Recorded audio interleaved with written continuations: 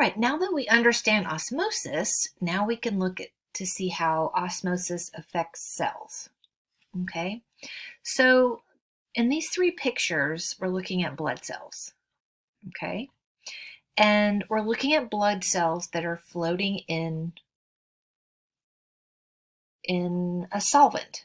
Okay, floating in a fluid.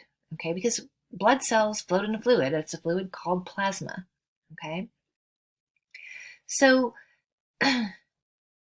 if these cells are floating in plasma, we'll say, and of course they are, and let's just say that there's the same number of solutes in the cell as there are in the plasma. So cell equals plasma. Well, if they're the same number of particles in the cell as the plasma, that means water is going to go in and out equally. So water in, water out, and the cells are going to stay normal looking. Okay, they're going to stay normal shaped. That's called an isotonic solution. So that means the plasma, in this case, is isotonic to the cells. So the word isotonic describes the solution. It describes the fluid that the cell is floating in, which is the plasma.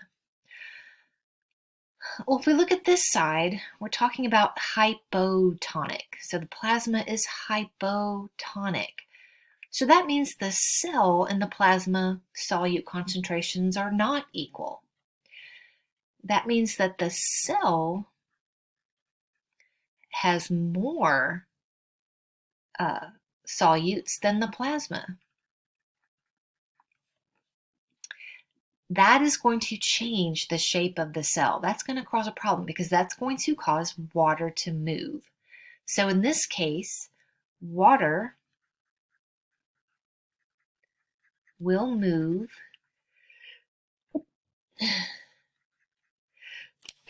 excuse me, water will move into the cell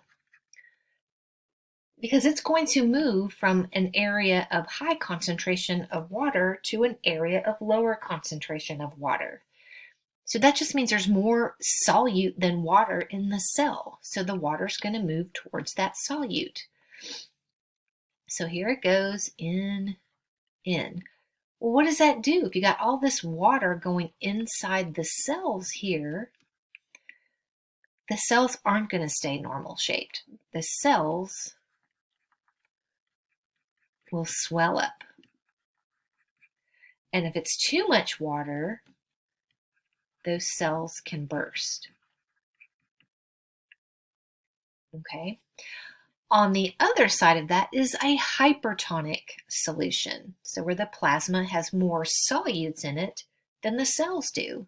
So in this case, the cell has less solute than the plasma.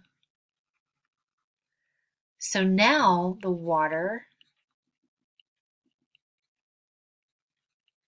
will move out of the cell. That will also cause a change in its shape. So the water moves out of the cell. So, and here it is, water moving out. So that will make the cells shrink. This is called crenation. And when cells crenate, they get all squished up and shrunken up. All right. So the water is moving in or away from the cell or out of the cell into the solution, into the plasma. Okay. So these situations, hypertonic, isotonic, and hypotonic, can have a great effect on what's happening in the body when you're dehydrated. this happens. You're dehydrated, so you're losing water, and you're losing water from your cells, and so they start to shrink. You're hypertonic. When you're hypotonic, then you're gaining a bunch of water. You've got all this water, and it's started to go into the cells, and the cells are starting to expand. Okay, so ideally, we want to have an isotonic situation between our plasma and our cells.